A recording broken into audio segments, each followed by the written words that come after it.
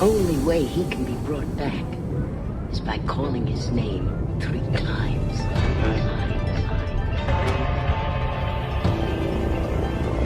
Beetlejuice. Beetlejuice. Beetlejuice. It's showtime.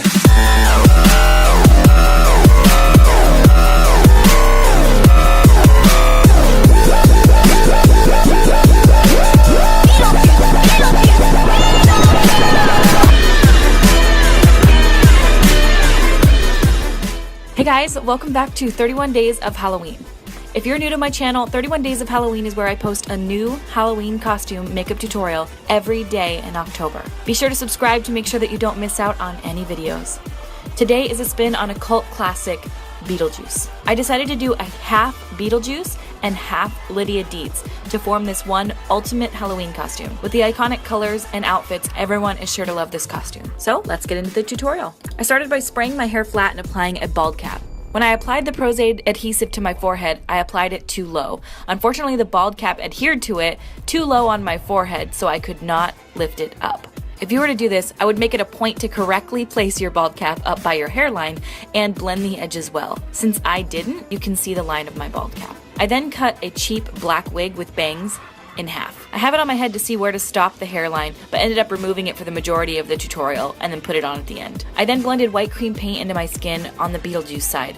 For this, I'm using the Makeup Forever Flash Paint Stick in white, but you can use any white paint that you have. And on Lydia's side, I did a light pale foundation shade. Again, you can use any foundation that you have, but for this, I used the Makeup Forever Ultra HD Foundation Stick in Y117. I then took some green and yellow cream paints from the Makeup Forever Flash palette and a stippling brush and stippled it all over my face, up the sides of my cheek, in the normal Beetlejuice shape. He also has a 5 o'clock shadow on his face, which I mimicked with a black and brown cream paint, gently dotted onto the areas in a very light hand. Then I took a dark purple shadow with a bit more of a warm tone, so it's almost a reddish purple, and blended it all over my eye, up and around to my brow bone and down to the top of my cheekbone. This makeup is exceptionally easy, so just have fun with it and don't be too concerned with it looking perfect.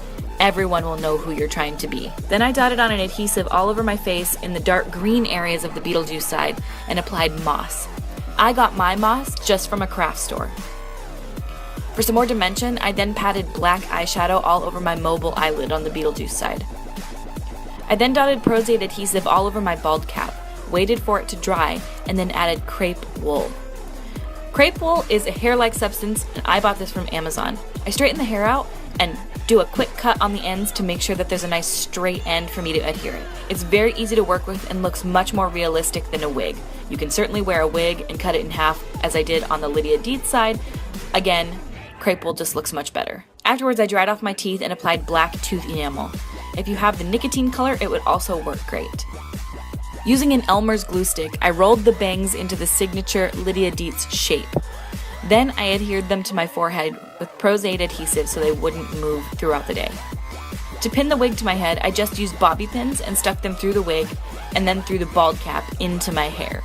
This worked great and it did not move throughout the entirety of the day. I stacked the piece of wig that I had cut off on top of the other side so that my wig would have more volume because Lydia's hair is big.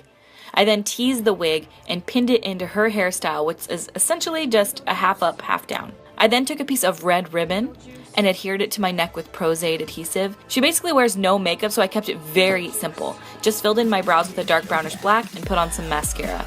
Super simple. And used red tulle fabric that I got from Joann's to create the ruffly collar sticking into my shirt underneath with safety pins. This fabric was dirt cheap, so if you were to wear this for Halloween, I would recommend getting a red dress, cutting it in half and sewing it onto a black and white striped jacket that you also cut in half, so you can have a super realistic costume that you can wear in public. But for this video, I just did it the hokey way. I also went to Value Village and searched and found a red shirt that worked for my veil because it was a sheer material. If you can't find or afford the items for clothing, don't worry because this is super customizable. Either find a black blazer at the thrift store and paint white stripes down it, or find a white blazer and paint it with black. And that is it, you guys. I hope you guys love this makeup look. Make sure to tune in tomorrow and every single day this October for more Halloween costume makeup looks. Don't forget to subscribe to be notified when the videos go live, which will be at 5 p.m. Pacific Standard Time. If you do recreate this look, make sure to tag me on Instagram so I can see your work. Thank you so much for watching and subscribing, and I will see you at my next video, which is tomorrow, by the way.